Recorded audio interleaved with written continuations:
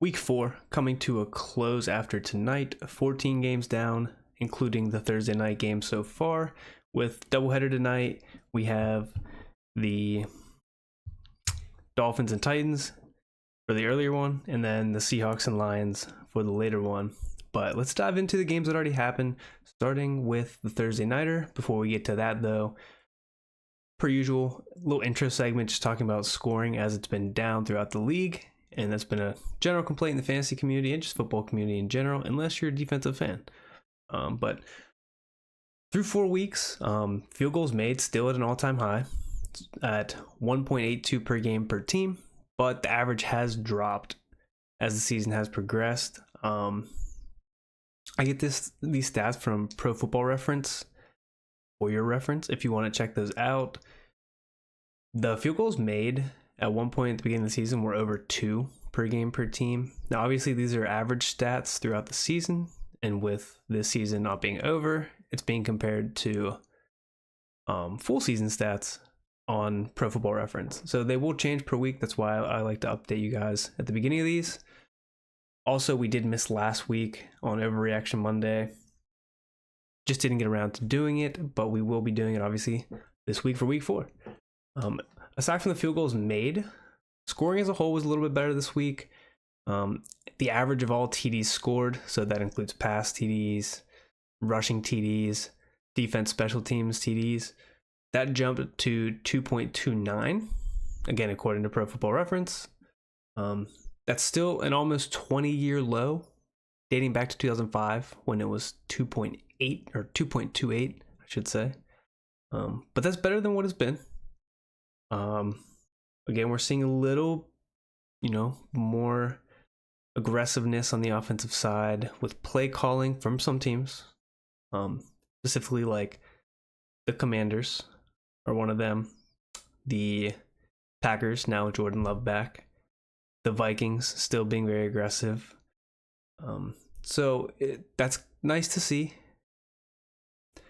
But as we move on here, let's head into the Thursday night game. We had the Cowboys and the Giants. So that game ended up 20-15 on Thursday night. A classic Thursday nighter that was honestly pretty boring. I think the over-under was, I want to say 45, maybe lower 40s, but obviously we only get to 35 points. Like I said, a classic Thursday night shootout. With the Cowboys, though, Dak was super efficient on quick throws. He was 21% CPOE, which is completion percentage over expected. That's really good. 70% success rate on early downs for Dak. Third highest mark this season by a QB in the whole NFL. And as of now, CD leads the NFL in YAC, yards after catch, and YAC-OE, which is yards after catch over expected. He's dominating that stat line. Rashee Rice was up there too. I think Goddard was from last week too. But that's a lot of in-breakers, slants, crossers, slot play that provides that yards after the catch. Obviously on deeper routes, you're usually getting tackled quicker. But as far as that, Dak ends up being 22 for 27 with 221 and 2 touchdowns. The bigger thing we need to look at, though, Rico Dowdle does get home, but it was through the air on a passing touchdown. Almost got called back to a hold. The flag got picked up. So lucky there. Lucky for me, I started Rico Dowdle. I'm crazy, I know. Got away with it. Still might lose my week for it. But we're still seeing a split backfield. Zeke continues his way out of this backfield. And Deuce Vaughn doesn't even get a touch. But Deuce Vaughn's still there for 7% of the work. Zeke's still around like that 20%. He was at 18% this week. Zeke does get 5 carries with 20% of the snaps. The thorn in Rico's side right now is Hunter Lepke, fullback, halfback hybrid, big dude. Gets 2 carries, but also sees 2 targets, catches 2 for 14 out of the backfield. So he sees more snaps than Rico. Rico had 45. He's been around that same number all season. Needs to see an uptick to 60% in my opinion to be viable as a comfortable starter in the flex. Definitely not going to be RB1, RB2 unless you really need somebody during a big bye week. He does have the touchdown upside. It's nice that they use him in the receiving role sometimes. I mean, he is their trusted back. He does get majority of the carries at 11 and was pretty efficient, 4.2 yards a carry. With 46 yards. Is that not off? No, that's right. All right. But if we head over to the Giants, and then I should also say CD gets home finally, but not a lot of passing volume here. Jake Ferguson is the other guy that gets home, 7 targets, 7 for 49. So obviously you're starting those two with upside with Jake Ferguson being like a top 5 tight end, but nobody else startable here. If you're looking at the Giants, Danny Dimes throws the ball for 40 times, but started super efficient in the game, 19 of 22 for 14.2% completion percentage over expected. Noted, highest of his career. But ended the game poorly with a minus 0.1 completion percentage over expected and an interception. Neighbors did have obviously a great day. Records most receptions, 9 while in motion. That's the highest in the next gen stats era for receptions while in motion pre-snap. He did see most success in off coverage, only saw like 1 target in press. Now, one thing to note, Neighbors leaves the game with a concussion, should be back though with an extended week. Them not playing till Sunday night against the Steelers. Should be good. Or I don't know why I'm thinking the Cowboys. The Giants have a game next week against the Seahawks, 4:25 in Seattle. But regardless, Neighbors should be fine, good to go. If we're looking at Devin Singletary, hate to see this, right? You go into the game, Giants and the Cowboys, 2 of the worst rush defenses. Devin Singletary only 14 of 24, 1.7 average. Tyron Tracy, 4 for 2. Nothing could get going for the Giants on the ground, clearly, because Danny Jones is throwing for 40 attempts here. Neighbors gets home. Wandale, PPR scammer, gets home. 14 targets, 11 catches, 71. And that's about it. Can't really start anybody else at all there. Those two are just going to attract everything in the air. And don't need to really look at snap shares there. Everything's pretty lined up. So heading over to next game of the week with Steelers Colts. I'm just going in order of how it is on my ESPN app. Colts win this 27-24. Tough one for the Steelers. They just let the Colts run all over them with the beginning of the game. They came right out. AR slinging it to Pittman over top, over the middle. Jonathan Taylor just chunk play after chunk play. I was watching this game, Steelers fan, so tough to see, but like I said, it just looked like 10 plus yards a carry a play for the Colts offense at the beginning of the game. And now we like to see for the Steelers defense, they just kept running to that left side, A, away from TJ Watt, but B, to the place where Alex Highsmith would originally be, but he's injured. So running to that weak side, which I think is their strong side. So they didn't line up for us. And then just playing from behind, which we really haven't done all year. So we're looking at the Steelers. Again, Watt couldn't get pressure. They're running the majority of the game anyway because they're in the lead. So Watt's nearly a non-factor at that point. And then, but if you're looking at the Steelers side, Fields throws the ball 34 times, gets home for fantasy, 312 yards, a touchdown, 10 carries, 55 yards, and 2 rushing scores. Fields looked all right. More mental mistakes per usual for him and real football problems than fantasy football problems. I really wanted to see what he would look like working from behind, as again, the Steelers have been ahead most of the year and playing pretty run heavy and slow, but trailing by so much, like 17-0 at one point. They obviously are going to have to speed it up, throw the ball, get Fields moving more. And that's what happened. So athletically, looked good. Still dumb mistakes. Him in the center have a mishap late in the game. 12-yard loss. It's 4th and like 22 or whatever. And that's how really the game ends. But another mishap.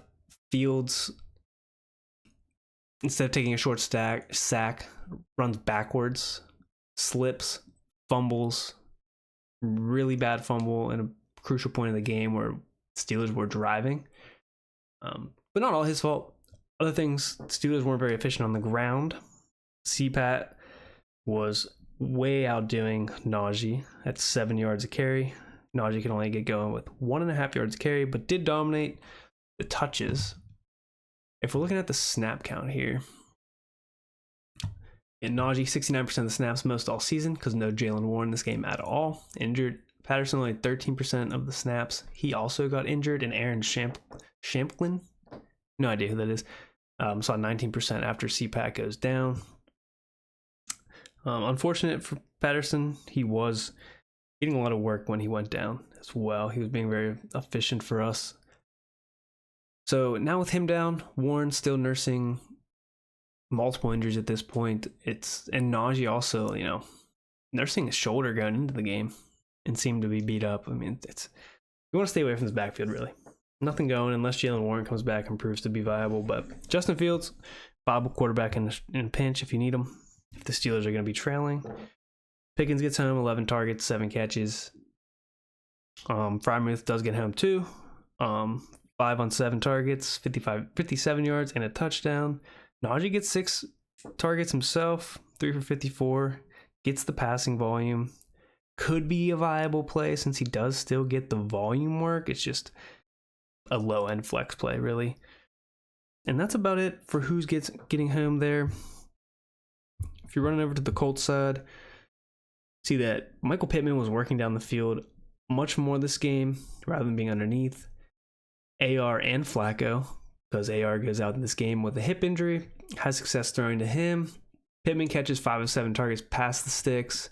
Going into the game, Anthony Richardson was just 1 of 8 on throws like that to Michael Pittman than the previous 3 games. And as we know, AR has trouble with the underneath intermediate routes, more so than he does on the deep balls, just because he's a cannon. He loves to just sling rifles on shallow throws, and they either sail, they're too far in front of guys, or guys are just dropping them because they're too hard. So, but now, going into next week, we'll see if he'll be good or not to go. If not, Joe Flacco, obviously, as we saw last year, can sling the ball, isn't afraid to throw the ball against the defenses everyone's afraid of with the too high shells, the deep safety type stuff. JT gets home, 21 for 88 and a score. Also gets 4 targets, 3 for 20 out of the backfield. It's a good day for him. But he goes down, possible ankle injury if he misses time. Trey Sermon next up. Trey Sermon was super inefficient, but he's the running back in this offense and will be a starter. Doubt Tyler Goodson works into any of his work. But yeah, Trey Sermon saw 26% of the snaps to JT's 73. Pittman finally gets home, 6 for 113 on 9 targets. Josh Downs making a splash, being back. Second game back, I think, right? 9 targets, 8 for 82 and a score. Nobody else viable there. That's about it for that game. If we're moving on to the Jets Broncos game, 10-9, super ugly game. The Broncos do somehow beat the Jets. So if we're looking at this, Broncos side first, Nix did not complete, I repeat, did not complete a pass beyond the line of scrimmage in the first half and only completed 4 of 9 in the second half. Bo Nix had 60 yards and a touchdown on 25 pass attempts. First QB to win in the Super Bowl era with a less than 2.5 yards per attempt. So absolutely brutal game for him. The run game, Javonte gets majority of the work, 16 carries for 77 yards, 4.8 average. Much more efficient this game. As we know, the Jets are a little more susceptible on the ground than they are in the air, clearly. Jaleel McLaughlin also 9 for 46 and a 5.1 yard average. So that's nice to see there. If we're looking at the snap count for those two, it's mostly just them. 57% Javonte, 34% Jaleel. A little bit of Michael Burton into the snap list, but doesn't get any carries. Tyler Bidet or whatever goes down with an injury, I'm pretty sure. Now, if we're looking at pass catchers, Courtland Sutton, still really the only startable guy here. 3 for 60, 1 touchdown on 9 targets. He gets the target volume. It's a matter of if Bo Nix is throwing catchable balls, pretty much. But yeah, nobody else even more than a couple targets. Troy Franklin does get 4, but 2 from -2. So nothing else to see there. If you head over to the Jets side, Aaron Rodgers, super inefficient day for him, 24 of 42. Sacked 5 times. They were getting tons of pressure. Wilson was locked up by Pat Surtain, who shadowed him on 28 of 46 routes and only allowed 2 of 3 targets for 22 yards. So another brutal matchup for Garrett Wilson, who we'll talk about, I guess, right now. Sees 8 targets, but only 5 for 41. Slow day for him. I mean, Surtain's locked up everyone he's seen. Metcalf, Pickens, and Mike Evans this year. Now onto the list, Garrett Wilson. Coming up, Garrett Wilson's going to get some easier matchups. Still playable. Still thinking like mid wide receiver 2 with upside of a wide receiver 1. Right? He gets the volume. It's more of he's going to be efficient if they're going to scheme him up downfield too. So keep playing Garrett Wilson. I know it's tough. I have him on my fantasy team. I'm playing him as well. But the other guy, they get there with 8 targets. Tyler Conklin on 8 targets, but only 4 for 17. Allen Lazard, of course, Aaron Rodgers' best friend, 5 for 58. And then Mike Williams on 5 targets is 4 for 67. So the volume is there. And what was kind of an ugly weather game, the Jets also couldn't get nothing going on the ground. Braylon Allen didn't out-touch Breece Hall, but definitely was way more efficient with a 4.3 yard average compared to Breece's 0.4 average. Breece gets 5 targets out of the backfield, but again, only 2 for 14. Still starting Breece Hall everywhere as a RB1, like mid to high end. He's one of the best running backs in the NFL. He's going to get the volume. He's going to get the touches. He's the lead back there. Still nothing to worry about with Braylon Allen, in my opinion. Again, Breece sees 69% of the snaps. The lowest yet so far. Obviously, he was just inefficient, but only the lowest by 2%. Braylon Allen does see his highest snap percentage at 36%, but no one else is in his backfield. So nothing crazy there. Per usual stuff. I mean, you can still start Allen Lazard if you want to. He's going to see the volume. And apparently Tyler Conklin. There'll be much better days for this team. Going down to Vikings versus Packers. If we're talking about the Vikings first, Darnold super effective on in-rhythm dropbacks. 2.5 to 4 seconds is what counts as an in-rhythm dropback. Goes 14 of 19 for 215 and 2 touchdowns and a pick on those types of dropbacks. The only other quarterback with a higher rating on those, Josh Allen. So the Vikings do a decent job at protecting the quarterback to allow for him to throw within that window, as you see a lot of other quarterbacks throwing even before 2.5 seconds. So that helps. I think the stats on Darnold are he's not that great against the blitz. So for them to protect him is good. If we're looking at who gets home pass catching wise, only 28 pass attempts, but Darnold, again, hyper efficient, throws for 3 touchdowns. Jefferson, 8 targets, 6 for 85 and a score. Addison, super efficient, 4 targets, but 3 for 72 and a score. Aaron Jones, 5 targets, 4 for 46. Nobody else viable here. But as you can tell, the top pass catchers in this offense, Jefferson, Addison, Jones, and then when Hawkinson comes back, should all be viable and schemed up by KOC, as he's just that kind of, play caller and coach. If you're looking at rushing, Aaron Jones, again, just dominates this backfield. Ty Chandler not startable. Aaron Jones, 22 carries, 93 yards. Like I said, 4 catches, 46 yards. Starting those 3 guys, starting Addison, Jefferson, Jones every week for the foreseeable future. Hawkinson, when he gets back, should also be placed into your lineup. Maybe you want to see what he looks like coming off the injury, his first game back. But I feel comfortable starting all 3 of those guys plus Aaron Jones as a running back. So we talk about the Packers now. Again, the Vikings won this one 31-29, by the way, but we're up 28-0 to start this game. Came out blazing hot. Jordan Love throws the ball 54 times. The Packers against the blitz were horrible. Who loves the blitz? The Vikings. Jordan Love, 16-25 for 157, 1 touchdown, and 3 picks against the blitz. That's good for minus 0.5 completion percentage over expected. But Jordan Love does get home for fantasy. get your pass catchers home because he throws 54 times. And Jordan Love is good. They're trying to come back, and he'll throw the ball deep. 389 yards, 4 touchdowns, 3 picks. Only takes 1 sack. But Jaden Reed gets home, 8 targets, 7 for 139 to score. Dontavian Wicks gets 13 targets, 5 for 78 and 2 scores. The reason he gets that? Well, Christian Watson goes down with, I think it was a high ankle sprain. So he'll be out for 4 to 6 weeks probably, which boosts Dontavian Wicks up. Tucker Kraft, 9 targets, 6 for 53, 1 touchdown. Dobbs, 8 targets, 4 for 39. Jacobs, 6 for 427. Obviously, not going to see that kind of passing volume as the game script was negative for the whole game. Jacobs on the ground, 9 for 51. Emmanuel Wilson, 8 for 27. So if you're looking at the underlying snap counts, Wilson is not biting into his snap shares.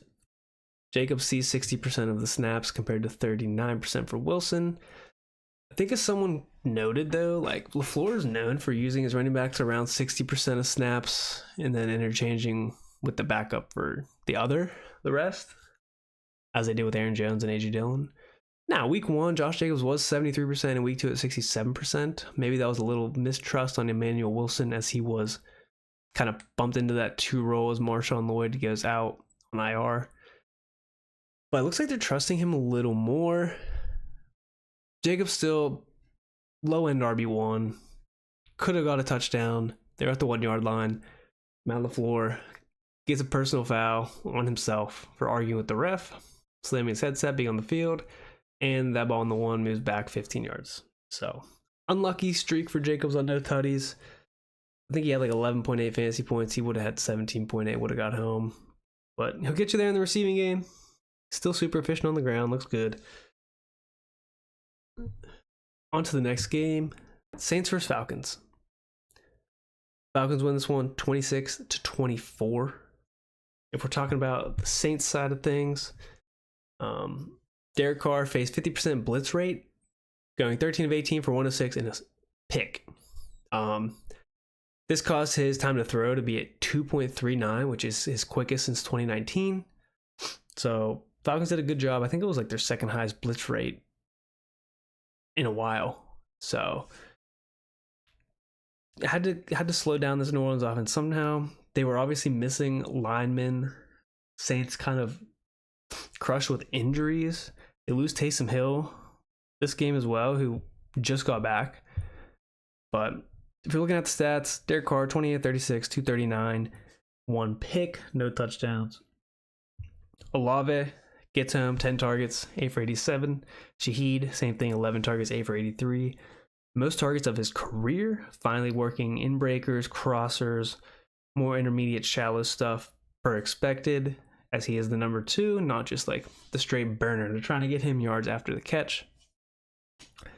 And then PPR scammer Alvin Kamara, 9 targets, 7 for 42. No other pass catcher viable. Seems to be like these 3 guys will be the funnel with a little bit of Jawan Johnson mixed in. Run the ball, same thing. Kamara gets home, 77 yards and a score. Hill vultured 2 touchdowns at the goal line from Kamara, but again, leaves this game with another injury, this time to his ribs. So, you know who to start here. Kamara, RB1, Olave. Olave kind of like a more consistent wide receiver 2, mid to low, with the range to be like a high wide receiver 2. Shaheed, kind of similar boat with like a lesser floor as seen by his dud last week. But with 11 targets, he can't be denied. You can't not start Rashid Shaheed as, you know, a high-end wide receiver 3 with upside. Looking at the Falcons side, Kirk Cousins, most effective when he wasn't blitzed. Kind of expected. That's how he's always been. He's just not super mobile, but again, off the Achilles, very immobile for him. He averaged 6 more yards per attempt when rushed with 4 or fewer rushers. He went 8 of 16 for 144 and a pick on passes over 10 air yards, which is his best so far this season. I know the interception is not good, but it's good to see him throwing downfield more. off that Achilles injury week 4. Every week he's getting better and leading them to another fourth quarter win. Cousins 21-35, 238, no touchdowns and a pick. Pass catchers get home. London gets 12 targets, gets the volume. Only 6 for 64 though. Mooney and McLeod are 6 and 7 targets apiece. Kyle Pitts only sees 3. Bijan 4. Algier 2. Mooney's seeing the volume and he's seeing a lot of the downfield stuff. So potential for him to always break out. He's like a borderline flex play every week. Can't start Raven McLeod. Inconsistent there. Algier does get 8 carries for 60 yards. Outtouches Bijan on the ground and more efficient. Algier sees his highest snap count of the year at 38% compared to Bijan's lowest at 64%. Don't think it's a turning of the backfield. I just think that this coaching staff may lean towards it being a little closer with Algier being such a pure runner and Bijan being much better in the passing game. You could see more similar like 65-35, 60-40 splits. Bijan just has the big play upside, but I mean, Algier does too on the ground. Bijan needs to stop being ranked top 5. More of like a low-end RB1 at this point until he shows otherwise. Into the next game, Eagles-Bucs. Looking at the Eagles first. Saquon, another huge run. I think he had a 65-yarder. He now has 156 rushing yards over expected, most of any player in the league. Only player with multiple 21+ mile an hour plays. To add on to this, obviously the Eagles lose this game 33-16. Get crushed, pounced on early by the Bucs. I think they were up 21-0 at one point, maybe even more. But the Bucs were super effective on the blitz, just stopping Jalen Hurts. They generated 8 pressures and 4 sacks. Hurts, being down all game, only throws the ball 30 times, 18 for 30, 158 yards and a score, but sacked 6 total times for 44 yards. Saquon gets the volume, obviously. Only 10 carries, but super efficient, 84 yards. Sees 4 targets, 2 for 32 out of the backfield. That's where he'll obviously also benefit. Doesn't get in the end zone this week. He only got a score on the offense. Was Jalen Hurts on the ground, 8 for 20 rushing, and then Paris Campbell in the red zone. None of these pass catchers besides Dallas Goedert are viable without A.J. Brown or Devontae Smith. Obviously, when those two guys come back, they're immediately inserted into your lineup. Dallas Goedert could still stay like a low tight end 1 at that point. Hopefully they continue to utilize him, but the passing volume just probably won't be there once those other guys are back.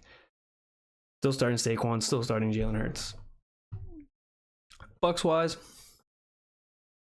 Eagles allowed 105 yards after missed tackles. Their defense was horrible in that regard. They've been horrible all year. For reference, that was the second most yards after missed tackles in a game this season. And the Eagles are also responsible for the third most of that stat, and that was from week 1. Baker was super electric in the quick passing game, averaging 2.22 seconds time to throw, going 22 of 32 for 219 and a touchdown on quick throws. So anything under 2.5 seconds. The super sweep from Baker. They throw the ball 47 times, even with being in the lead. Baker goes 30 for 47, 347, 2 scores. Easily gets home for fantasy because he does go 4 for 10 on the ground with a touchdown. So 3 total scores for Baker on the day. The same guys getting home in the air. Evans with 14 targets, 8 for 94 and a touchdown. Godwin 9 for 6. 6 receptions and 69 yards. Otten does see 9 targets, 6 for 52. Nobody else really viable there. You're not starting Trey Palmer, who does get a receiving touchdown. But again, Evans and Godwin is going to be back and forth who scores the touchdown, but they're both going to see the volume back and forth, kind of going to split that target share like they did last year. They're almost dead even in targets. Cade Otton, a surprise. I mean, they do throw the ball 47 times, but maybe that's what they look to do with Rachaad White being inefficient on the ground. But this week he wasn't as inefficient as he has been. He was 10 for 49, exact same as Bucky Irving, but he was losing goal line carries to Bucky, who does get a goal line score. Rashad White is still the guy in the receiving game, though. If you're looking at the snap counts, Rashad White, 58%, lowest of the year, actually, by a good margin, by 12%. Bucky sees his highest percentage at 42%, which is 7% higher than his previous. So, kind of is turning into a 60-40. Maybe eventually it turns to a 50-50.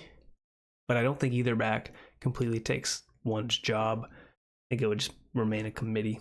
So, tough to start Rashad White at that point if he's losing goal line work because he is inefficient and he doesn't have the big play potential. Kind of starting him as like an RB3 mainly because of his PPR upside with the stuff in the receiving game. But Bucky might even be like a low flex play at this point, depending on matchup. Not even might. I think he is. So obviously the receivers, you're playing them, and I think Baker's earned the respect to be slated as a top 10 fantasy quarterback, especially in the right matchup, because he's shown that he'll run the ball in too. So good week for the Bucs. Eagles on a bye this upcoming week. Really need AJ Brown, Devonta Smith healthy. We're going into the next game, Bengals versus Panthers. Bengals. Chase Brown gets 2 touchdowns. He was super efficient on the ground with the amount of carries he got. He did get 15 carries, 80 yards, 2 touchdowns, but he's also super efficient with what he got. He only played 40% of the snaps, which is his highest this year. Zach Moss played the lowest snaps this year of his year at only 60%. But Moss does get help too. He was less efficient on the ground, 15 for 51, but he does see score through the air on 4 targets, 4 for 27 in the score. Chase Brown sees 3 targets, 2 for 12. So maybe moving into more of a split backfield here just so they can see what Chase Brown can do. Don't expect Zach Moss to lose his job. Obviously, he's better in pass protection. Jamar Chase gets home on a huge play. I think 60-something yard touchdown, 69 maybe. 3 for 85 in a score. Higgins actually out-targets Chase with 10 targets, goes 6 for 60. No other pass catcher viable, only 31 pass attempts. Burrow, 22 of 31, 232, and 2 scores with 1 pick. Still starting Moss with confidence. You can still start Chase Brown as a flex play after that performance. Moss is now like a low RB2. Sad to see him so inefficient in a great matchup, though. But he does see the receiving work. Panthers.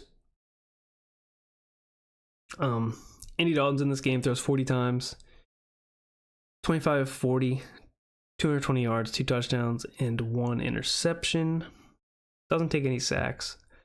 Chuba, again, kind of the lone guy in the backfield getting the majority of the work. Miles Sanders was efficient on his touches, but not a ton. Chuba, 4 targets out of the backfield, 4 for 17, 18 carries, 104 yards, and a score. He gets home. He's got to be slated in as, mid RB2, high upside RB2.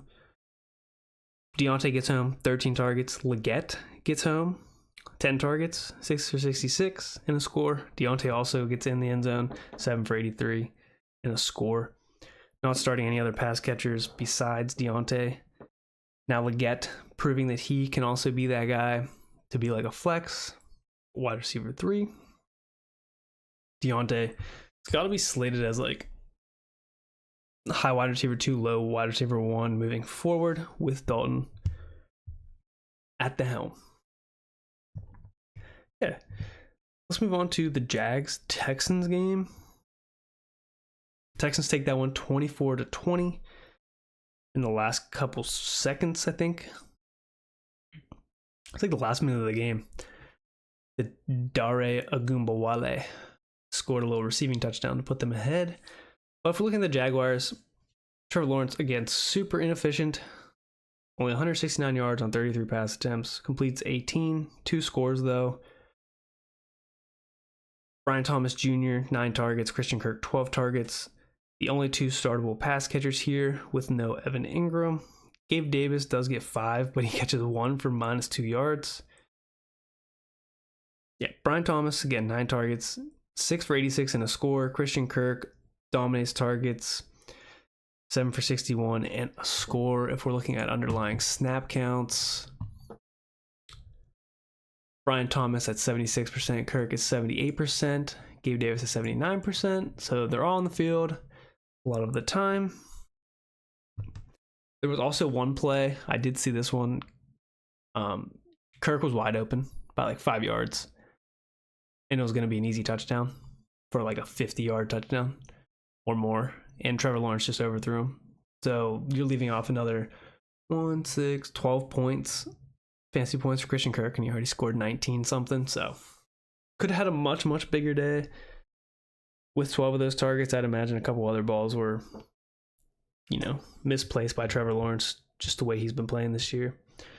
Looking at the running back usage, Tank Bigsby sees almost 30% of the snaps. ETN 52%. I want to say he left this game at some point though. Dearness Johnson also 21%. Like I said, I think ETN left this game for a bit with the Pose injury, came back, was fine, but Bigsby had a huge explosive run, 7 for 90. ETN 11 for 50. Then obviously ETN out of the backfield, 2 targets, 1 for 10.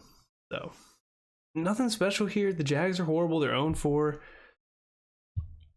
I don't know. They paid Trevor Lawrence all his money. They're not going to shy away from passing the ball. They're not super efficient on the ground.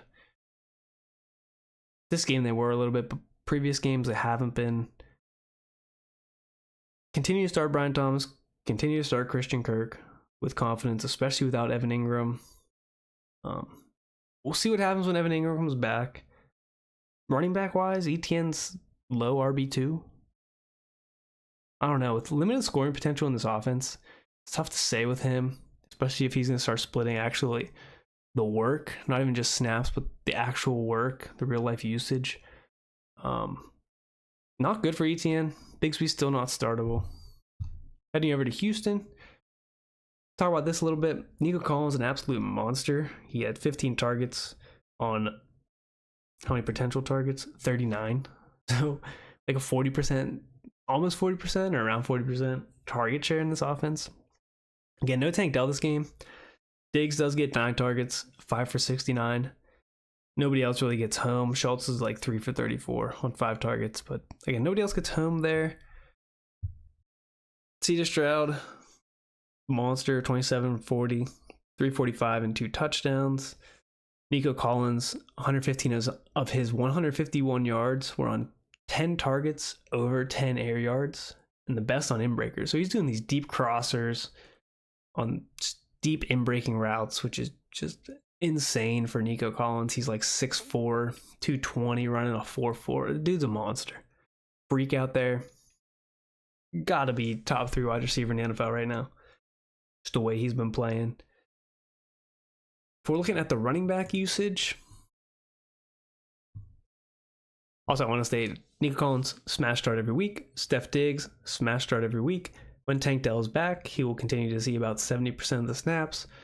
He's the last one to get home on this team. This upcoming week, he should get there. Hopefully they include him in the game plan. But they're all 3 smash plays. Nico will get home probably every week. Diggs and Dell maybe be a little off and on. Running back wise this past week, Akers only sees 40% of the snaps. Wale sees about 40% as well, and JJ Taylor mixed in. Akers does see majority of the work, but super inefficient, 1353. And nothing in the air.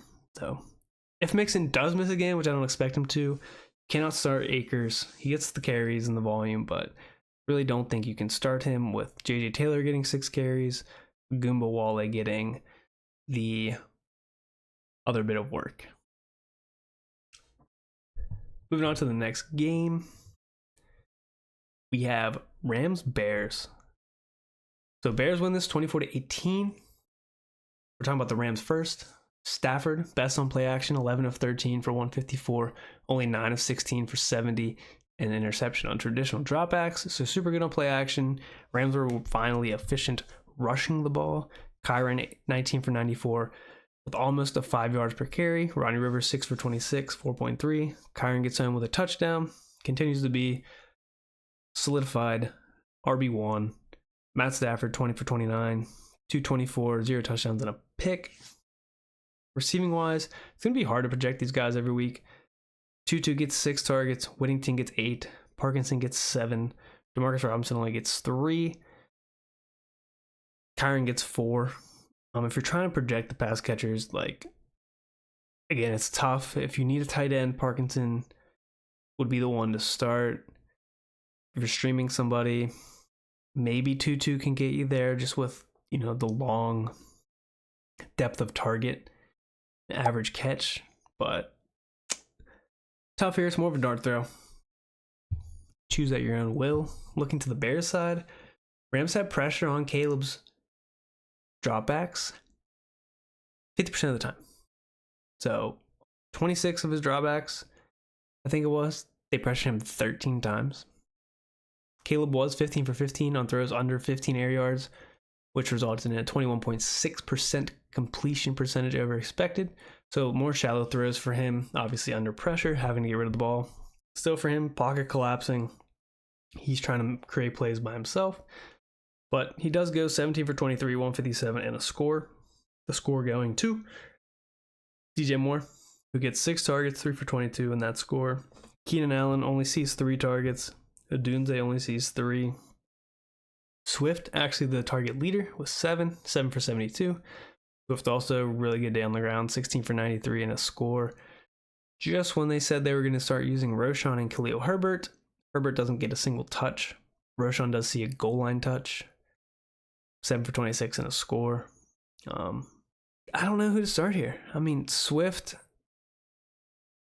just when you think he's dead in the water, just pulls it out of his butt and gets home, right? RB1. He gets 7 for 72. That's 14.2 PPR points just on receiving alone. Then gets the score and 93 yards on top. I don't really know what to make of that. Obviously, you're going to continue to start him, but it's a risky start. Pass catchers, DJ Moore, Keenan Allen, it's going to be hard to pick who's going to get home every week, but you got to start them in different tiers. Kind of going into it similar. DJ Moore, a wide receiver 2, Keenan Allen, low end wide receiver 2, high end wide receiver 3. Same with Odunze. Each and every week. But it was against an easier matchup, and it proved to not be as easy as thought. We moved on to the Commanders-Cardinals game. 42-14 Washington. This Washington offense, absolutely rolling. Maybe they've scored the most amount of points this year. I have no idea. But if we look at it here, Jaden Daniels, just a ridiculous day. He, through the first 4 games, has the highest completion percentage ever. That's not just including rookie years, it's including anyone's season in the first 4 games of a season ever, including like Tom Brady, Peyton Manning. But 26 of 32, 33, a touchdown and a pick. Has another score on the ground, 8 for 47.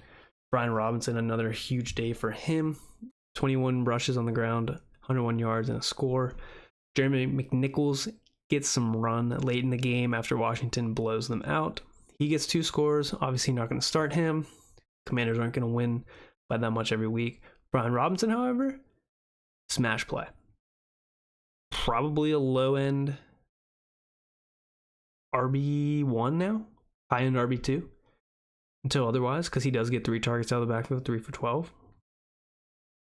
Pass catcher-wise, still only rocking with Terry McLaurin. He gets 10 targets, 7 for 52, and a score. Still really shallow, like depth of target and average catch and whatnot, but playable. Still Daniel's favorite target.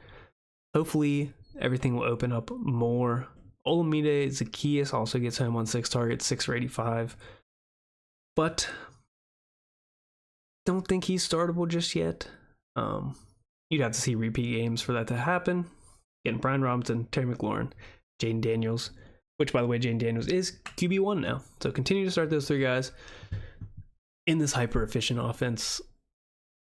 If you're looking at the Cardinals side, they go up against presumably the easiest matchup of their entire year, which seems to be the case for every team, and they don't deliver.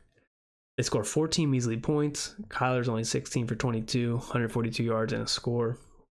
Takes 4 sacks. James Conner does get home, 18 carries, 104 yards and a score, with a catch and 9 yards on top of that. The passing volume, just not there. They could get 0 things going, didn't run a lot of plays at all, even trailing. They run the ball more than they pass it in a game that they were down the whole time. Marvin Harrison gets home on 6 targets, 5 for 45 and a touchdown. Michael Wilson does see 7 targets, doesn't get home, 3 for 38. Dortch, 4 for 4 and 38 yards. Moving forward, McBride should be back. The targets that were funneled to Dortch and Wilson should continue to go back to McBride. You're only starting McBride. You're only starting Harrison Jr. If McBride misses, Dortch and Wilson, possible deep flex plays. McBride plays. It's only Harrison, Connor, McBride, Kyler startable. Last couple games left. Pats versus 49ers. 49ers here, 30-13, as expected. Dominate the Patriots. Really no real shot for the Patriots to win this game. And obviously a game the Niners needed to win here. If we're looking at the Patriots on offense, horrible day. 19-32 for Brissett, 168, a score and a pick. 6 sacks taken. Ramondre, just super inefficient on the ground. Does get 5 targets, 4 for 19. Not enough to get him home in fantasy. Unfortunately, he's either going to rely on more target volume, being hyper efficient on the ground, or scoring a touchdown, which in this type of offense is going to be tough for him to do. You would wish to see more targets for him, but Jalen Polk actually gets 7 targets, 3 for 30. And unfortunately, Antonio Gibson is the one who gets home through the air. Sees 4 targets, 3 for 67. So, tough for Ramondre. Don't know what to do on back-to-back weeks of poor performances. Gibson has seen an uptick in snaps. Jermichael Hasty was seeing snaps this week with Ramondre. So we'll see what happens. Ramondre like a running back 3 at this point, like flex play. Unless it's against an easier matchup where the Patriots could be in the game.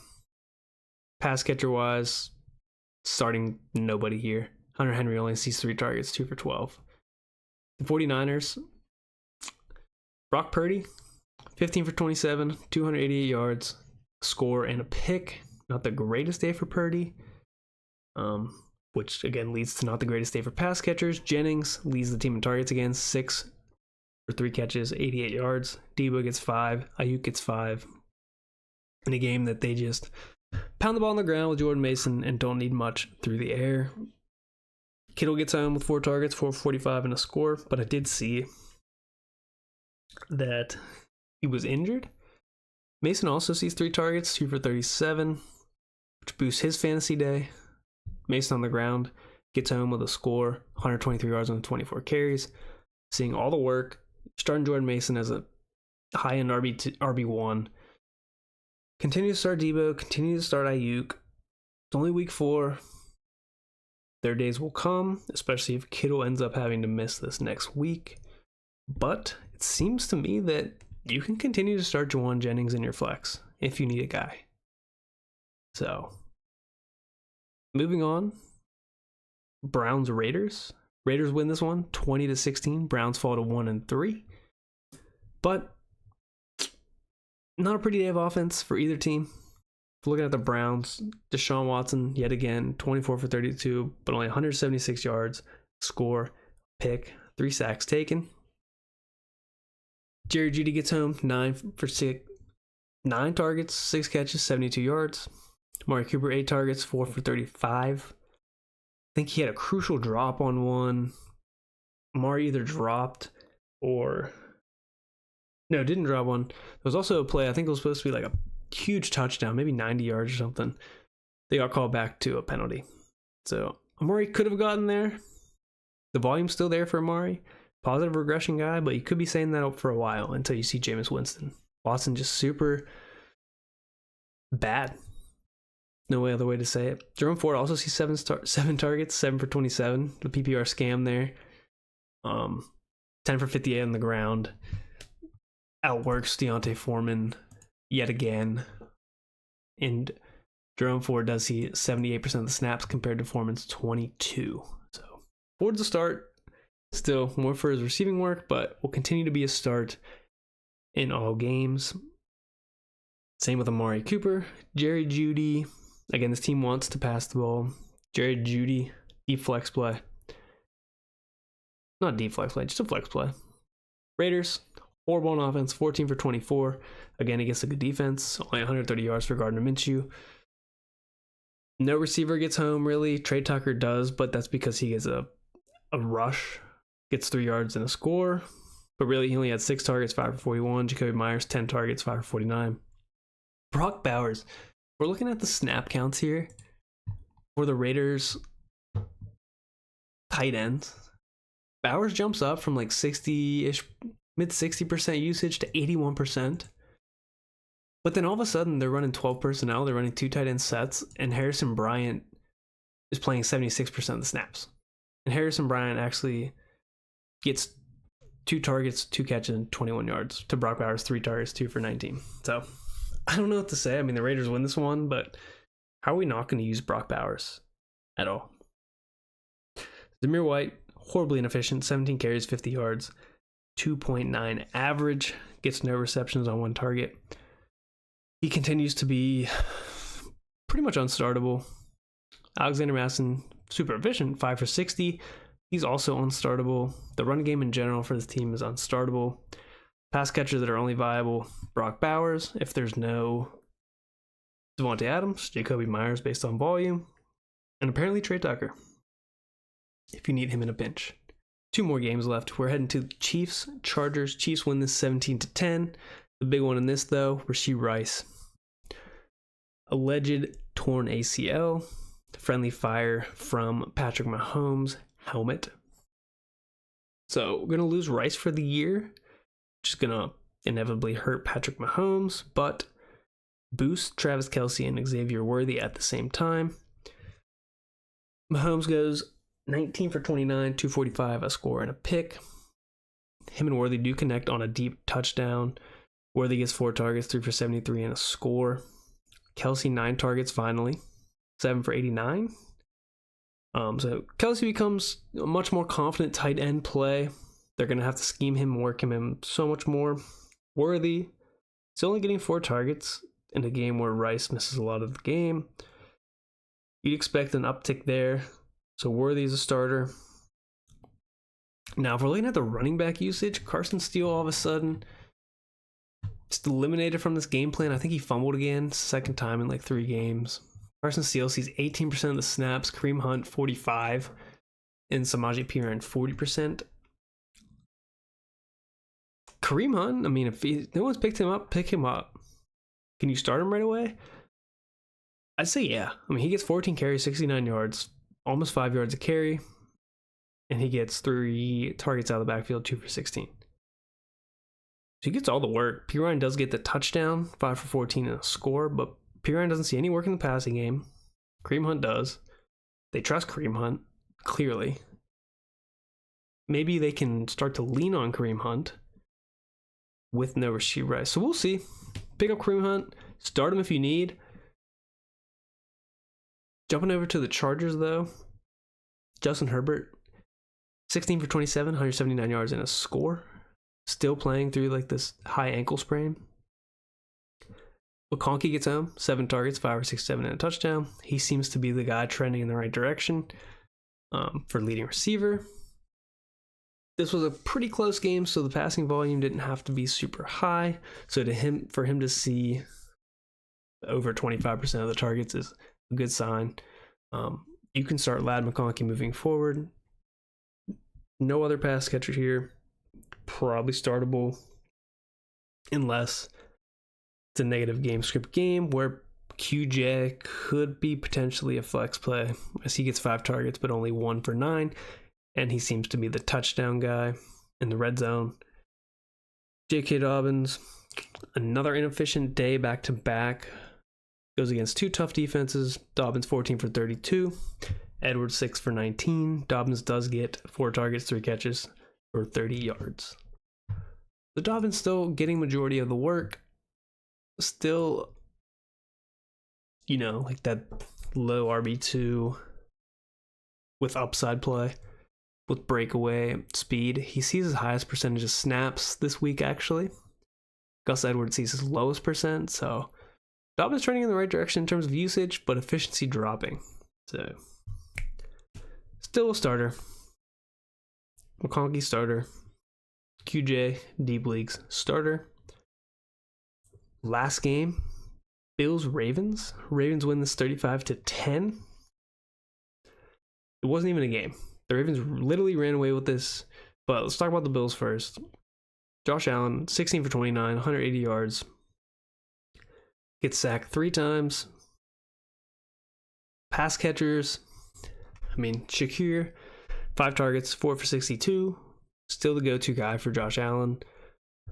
And he continues to be hyper efficient. That's 10.2 full PPR points. Kincaid, 7 targets, 5 for 47. Coleman, 3 for 51. James Cook only gets 1 target. Matt Collins sees 6 targets. Just a rough game script here for the Bills. Again, you don't see a ton of passing volume in a game that they're trailing the whole time. But moving on from that one, Shakir is still still a start, still a flex play. Like wide receiver 3 type where he'll be efficient, he'll get you the floor. The ceiling's not super high, but the floor is there. And you can get up to 15, maybe 20 points in a week, but you're still going to get 10 points. So, again, if you want to say floor, Shakir. Nobody else. Kincaid's obviously startable still. No other pass catchers here. Running back wise, James Cook, 9 for 39, but just down so much. Obviously, Cook's not going to get any work. No running back would be getting much there anyway. And the Ravens are one of the best run defenses in the NFL, even going into this game. So disregard that for the Bills. Like I said, Shakir, James Cook, Josh Allen, all starters, and Kincaid. If you're looking at the Ravens, like I said, they ran away with this game. Lamar only throws the ball 18 times. 13 for 18, 156 yards, 2 touchdowns. He does run the ball 6, 54 yards, and a score. But Derrick Henry, 24 carries, 199 yards. I think he had 87 yard rushing touchdown. He gets home. Also through the air, Henry sees 3 targets, 3 for 10. So just Derrick Henry day. Justice Hill also gets home, 4 for 18 on the ground, but through the air, 6 targets, 6 for 78, and a score. You're looking at the snaps.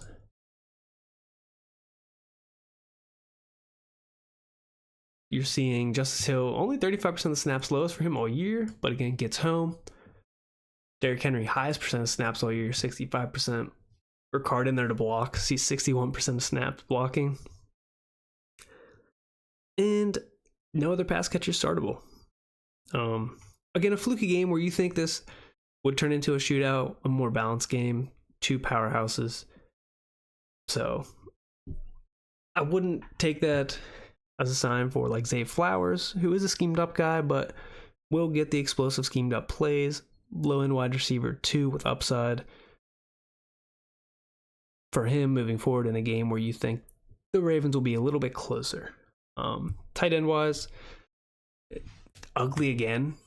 Andrews, there's just no passing volume here, so it's tough to take away anything from this. Snap counts, likely again the leader with 54%. Andrews 46%.